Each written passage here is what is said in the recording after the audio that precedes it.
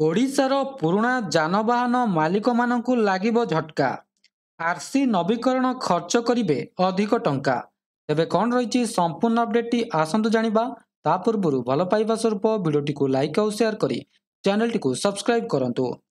ଓଡ଼ିଶାର ଯାନବାହନ ମାଲିକମାନେ ଖୁବ୍ ଶୀଘ୍ର 15 ବର୍ଷରୁ ଅଧିକ ପୁରୁଣା ଗାଡ଼ିଗୁଡ଼ିକ ପାଇଁ ପଞ୍ଜୀକରଣ ପ୍ରମାଣପତ୍ର ଯଥା ଆର୍ସି ନବୀକରଣ ପାଇଁ ଫିସ୍ରେ ଏକ ବଡ଼ ବୃଦ୍ଧିର ସମ୍ମୁଖୀନ ହୋଇପାରନ୍ତି। କେନ୍ଦ୍ର ସଡ଼କ ପରିବହନ ଏବଂ ରାଜପଥ ମନ୍ତ୍ରାଳୟର ଏକ ଡ୍ରାଫ୍ଟ ପ୍ରସ୍ତାବ ଅନୁଯାୟୀ ଏହି ବିକାଶ 2 ଚକିଆ ଯାନଠାରୁ ଭାରୀ ଡ୍ୟୁଟି ବସ୍ ଏବଂ ଲରି ପର୍ଯ୍ୟନ୍ତ ସମସ୍ତ ବର୍ଗର ଯାନବାହନକୁ ପ୍ରଭାବିତ କରିବ। ପ୍ରସ୍ତାବିତ ଫିସ୍ 20 ବର୍ଷରୁ ଅଧିକ ପୁରୁଣା ଯାନ ପାଇଁ ଗୁରୁତ୍ୱପୂର୍ଣ୍ଣ ବୃଦ୍ଧି ଦେଖାଯାଇପାରେ। ମୋଟରସାଇକେଲ ପାଇଁ ନବୀକରଣ 2000 ଟଙ୍କା, 3 ଚକିଆ ଯାନ ପାଇଁ 5000 ଟଙ୍କା ଏବଂ କାର୍ ପାଇଁ 10,000 ଟଙ୍କା ପର୍ଯ୍ୟନ୍ତ ବୃଦ୍ଧି ପାଇପାରେ। ମଧ୍ୟମ ଯାତ୍ରୀବାହୀ ବସ୍ ଏବଂ ମାଲବାହୀ ଯାନ ପାଇଁ ନବୀକରଣ ଫି 25,000 ଟଙ୍କା ପର୍ଯ୍ୟନ୍ତ ବୃଦ୍ଧି କରାଯାଇଛି, ଯେତେବେଳେ କି ଭାରୀ ଯାନ ପାଇଁ ଫି 36,000 ଟଙ୍କା ପର୍ଯ୍ୟନ୍ତ ପହଞ୍ଚିପାରେ।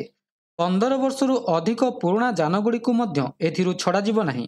ପ୍ରସ୍ତାବିତ ଫି ଭାରୀ ଯାନ ପାଇଁ 18,000 ଟଙ୍କା ଏବଂ ଛୋଟ ଯାନ ପାଇଁ 12,000 ଟଙ୍କା। ଏହି ପ୍ରସ୍ତାବିତ ପରିବର୍ତ୍ତନଗୁଡ଼ିକ ସାରା ଓଡ଼ିଶାରେ ଯାନବାହନ ମାଲିକମାନଙ୍କଠାରୁ ମିଶ୍ରିତ ପ୍ରତିକ୍ରିୟା ଆଣିଛି।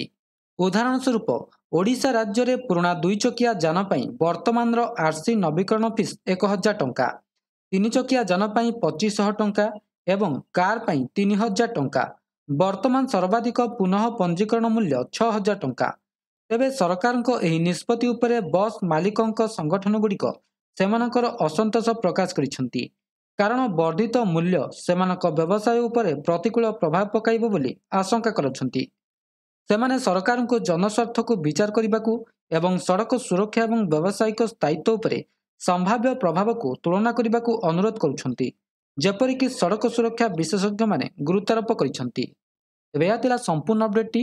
ଭିଡ଼ିଓଟି ଭଲ ଲାଗିଥିଲେ ଭିଡ଼ିଓଟିକୁ ଲାଇକ୍ କରନ୍ତୁ, ସେୟାର କରନ୍ତୁ ଏବଂ ଚ୍ୟାନେଲଟିକୁ ସବସ୍କ୍ରାଇବ୍ କରିବାକୁ ଭୁଲନ୍ତୁ ନାହିଁ। ଧନ୍ୟବାଦ।